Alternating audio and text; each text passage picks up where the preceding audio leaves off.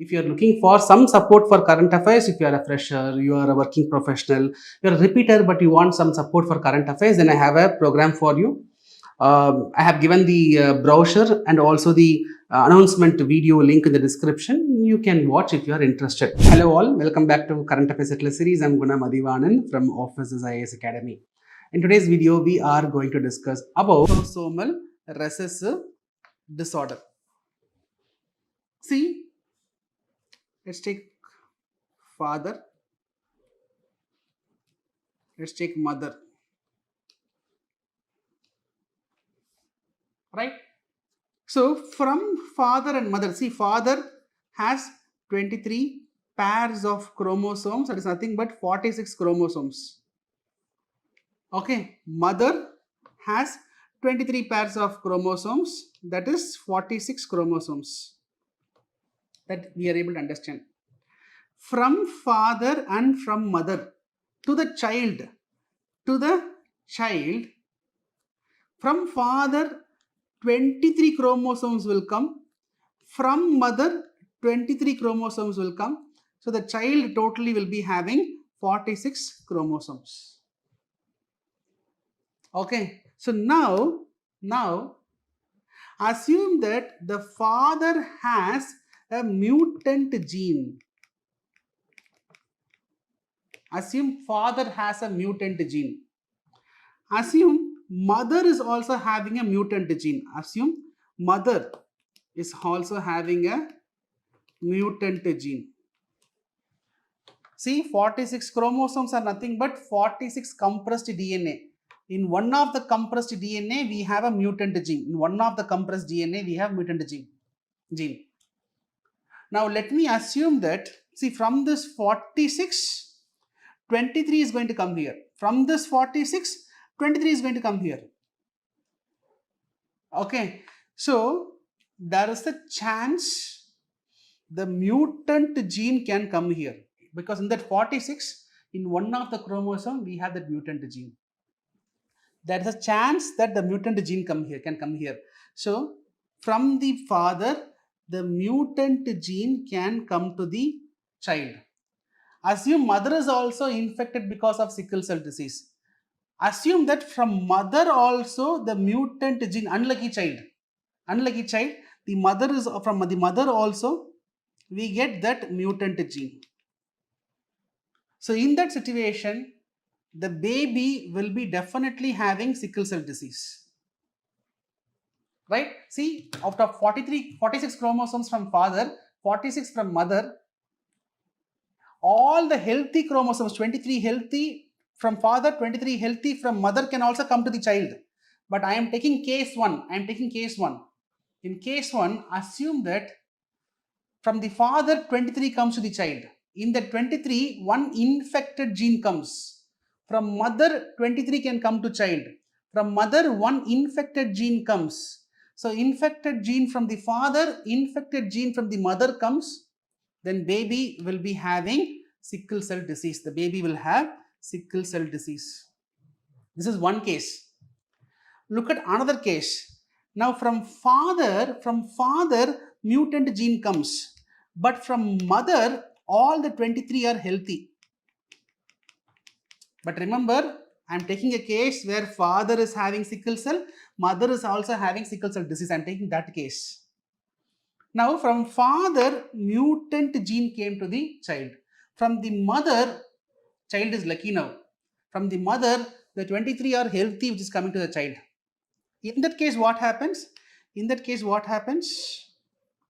From the father, mutant gene. From the mother, completely healthy gene came. So this baby will not be affected because of sickle cell. Rather, this baby will be just carrying the trait of sickle cell. That's all. Okay. Sickle cell disease will not come, but the baby will be having the trait of sickle cell. This is another case. So this is case 1. The baby is completely getting affected because from both the parents, affected gene comes. Right? Another case, from one parent affected gene, from another parent healthy gene. Now this is case number 1, this is case number 2. Let's say case number 3. In case number 3, assume that from father, healthy genes only came, but from mother, that affected gene came. So even in this case, the child only will have trait but no disease.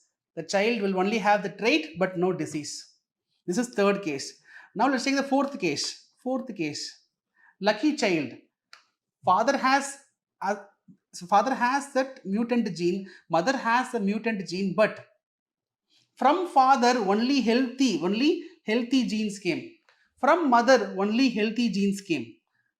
Father and mother both are infected, but only healthy genes are coming. Now this situation where despite of the parents having sickle cell disease, the child will be completely healthy. So this is the fourth component. So this is called as autosomal recessive disorder. So sickle cell disease is an autosomal recessive disorder. Put it simply, father is having affected gene, mother is having affected gene. If both the affected gene comes to baby, baby will have sickle cell disease. Father has affected gene, mother has affected gene, but from father affected gene comes, from mother healthy genes only comes, child has no problem. From mother affected gene comes, from father only healthy genes come, child has no problem. Child will have trait, but there is no problem. Now father also has affected gene, mother is also having affected gene, but only 23 chromosomes are transferred to the child. The 23 which is transferred, if that is healthy, child has no sickle cell disease. This is called as autosomal recessive disorder. That is what I was explaining here. Right. So what is that sickle cell, autosomal recessive disorder? This is that I have explained here. So the 23 chromosomes,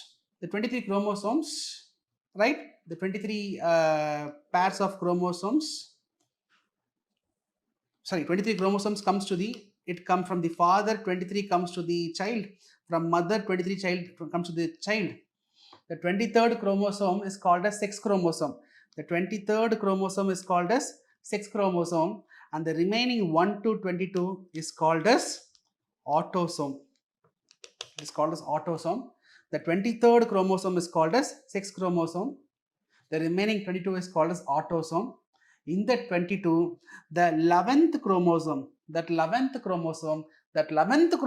if it has affected gene, that is going to result in sickle cell disease. Again, this much information is not required. Understand what is autosomal recessive disorder. That much is sufficient. Okay, so India is the second world affected country with predicted births with sickle cell condition. All right, so it is prevalent in tribal populations, particularly Maharashtra, Gujarat, Chhattisgarh, Orissa, and some pockets of Tamil Nadu, Kerala, Telangana. We are seeing prevalence of sickle cell anemia.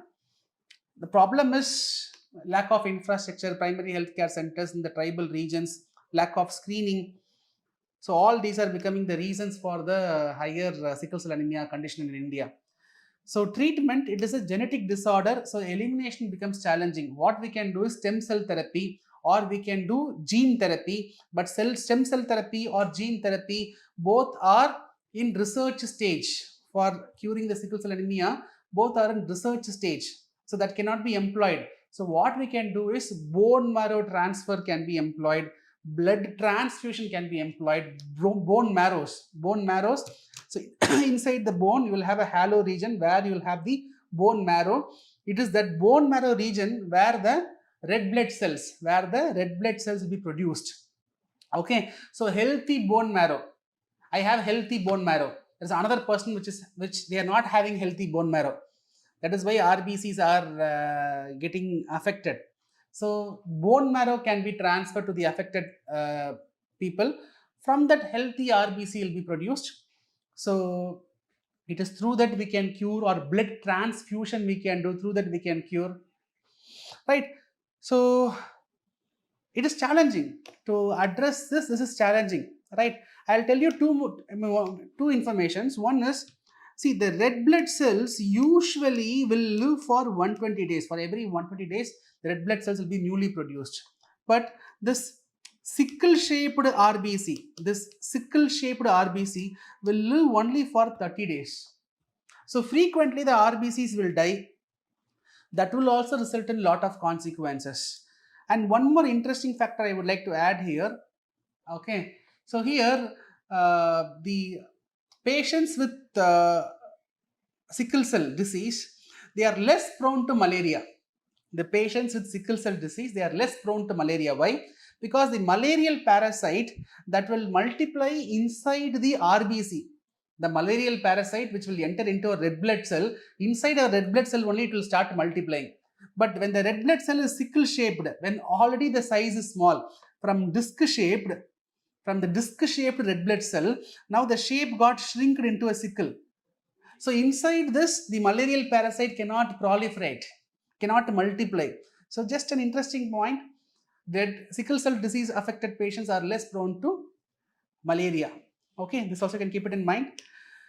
So government in this backdrop have announced National Sickle Cell Anemia Elimination Vision by 2047. Under this program, the tribes will be targeted first. First, children, people up to 18 years will be screened. Later, it will be expanded till 40 years. The next 3.5 years, government is targeting to screen 7 crore people in the tribal affected districts and other affected areas. Okay, so government wanted to eliminate sickle cell disease as a health problem, public health program by 2047. So because of this reason, it was in news. I hope you got some understanding about what is anemia, about blood components of blood, about RBC, about hemoglobin, about sickle cell disease, right? What is autosomal recessive disorder? I hope you got clarity.